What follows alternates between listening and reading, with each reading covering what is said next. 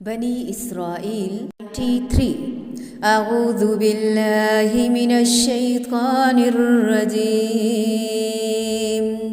او یکون لک بیت من زخرف او ترقى في السماء ولن نؤمن لرقيك حتى تنزل علينا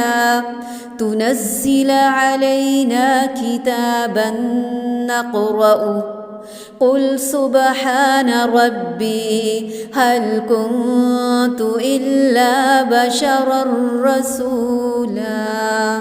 او یا یکون ہو لکا تمہارے لیے بیتن گھر من زخرفن سونے کا، او یا ترقا تم چڑھ جاؤ فی السماء آسمان میں، ولن اور ہرگز نہیں، نؤمن ہم مانیں گے لرقی کا تمہارے چڑھنے کو، حتی یہاں تک کہ تنزلہ تم اتار لاؤ، علینا ہم پر، کتاباً ایک کتاب، نقرؤہ ہم پڑھیں اسے، قل کہہ دیجئے سبحان پاک ہے، ربی رب میرا، حل نہیں، کنتو ہوں میں، الا مگر، بشراً ایک انسان، رسولاً جو رسول ہے۔ یا آپ کے اپنے لیے کوئی سونے کا گھر ہو جائے، یا آپ آسمان پر چڑھ جائیں، اور ہم تو آپ کے چڑھ جانے کا بھی اس وقت تک ہرگز یقین نہیں کریں گے جب تک کہ آپ ہم پر کوئی کتاب نہ اتار لائیں جسے ہم خود پڑھ لیں۔ آپ جواب دے دیں کہ میرا پروردگار پاک ہے، میں تو صرف ایک انسان ہی ہوں جو رسول بنایا گیا ہوں۔ مطلب یہ ہے کہ میرے رب کے اندر تو ہر طرح کی طاقت ہے، وہ چاہے تو تمہارے مطالبے آنے واحد میں لفظ کن کہہ کر پورے فرما دے، لیکن جہاں تک میرا تعلق ہے میں تو تمہاری طرح ایک بشر ہی ہوں۔ کیا کوئی بشر ان چیزوں پر قادر ہے جو مجھ سے ان کا مطالبہ کرتے ہو؟ ہاں، اس کے ساتھ میں اللہ کا رسول بھی ہوں، لیکن رسول کا کام صرف اللہ کا پیغام پہنچانا ہے، سو وہ میں نے پہنچا دیا اور پہنچا رہا ہوں۔ لوگوں کے مطالبات پر معجزات ظاہر کر کے دکھانا یہ رسالت کا حصہ نہیں، البتہ اگر اللہ چاہے تو صدق رسالت کے لیے ایک آدھ معجزہ دکھا دیا جاتا ہے، لیکن لوگوں کی خواہشات پر اگر معجزے دکھانے شروع کر دیے جائیں تو یہ سلسلہ تو کہیں بھی جا کر نہیں رک سکے گا۔ ہر آدمی اپنی خواہش کے مطابق نیا معجزہ دیکھنے کا آرزو مند ہوگا، اور رسول پھر اسی کام میں لگا رہے گا۔ تبلیغ اور دعوت کا اصل کام ٹھپ ہو جائے گا۔ اس لیے معجزات کا صدور صرف اللہ تعالیٰ کی مشیت سے ہی ممکن ہے، اور اس کی مشیت اس حکمت اور مصلحت کے مطابق ہوتی ہے جس کا علم اس کے سوا کسی کو نہیں۔ میں بھی اس کی مشیت میں دخل اندازی کا بالکل مجاز نہیں۔ صاف صاف جواب دے دیا۔ یہاں پر قرآن نے کفار کے 6 مطالبات کا ذکر کیا جن کے ضمن میں کئی اور مطالبے ہیں۔ فرمایا میرا رب ہر عیب اور ہر عجز سے پاک ہے، وہ یہ سب کچھ بڑی آسانی سے کر سکتا ہے، لیکن اپنی مرضی سے، کسی کے فورس کرنے سے نہیں۔ رہا مجھ سے مطالبے کرنا تو میں تو محض ایک بشر ہوں جو پیغام پہنچانے والا ہوں۔ کیا تم کسی بشر کے متعلق بتا سکتے ہو کہ وہ اس قسم کے تصرفات کی طاقت رکھتا ہو؟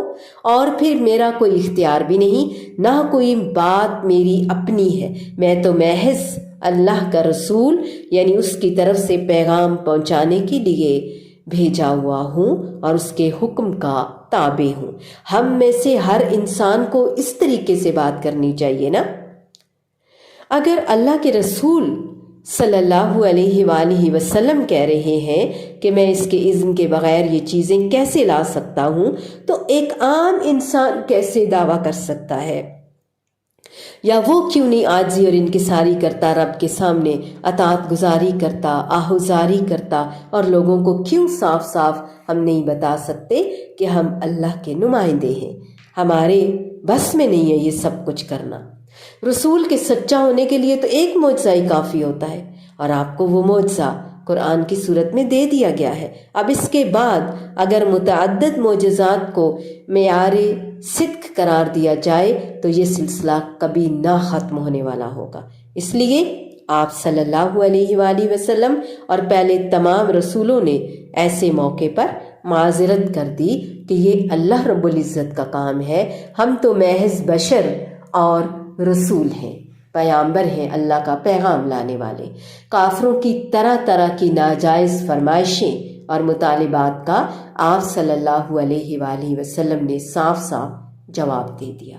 لا یعنی سوالات، بے تکے، بے سروپا، سر چڑھے مطالبوں کا سادہ سا جواب اللہ نے دینے کو کہا۔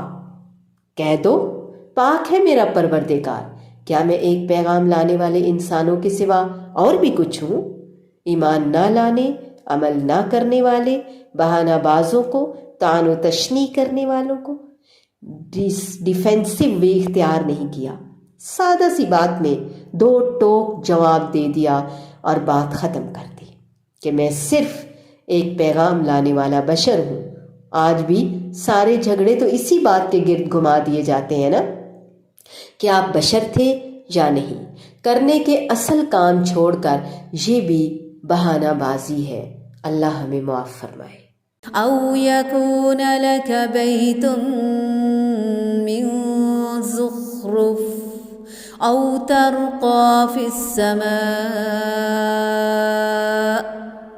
ولن نؤمن لرقيك حتى تنزل علينا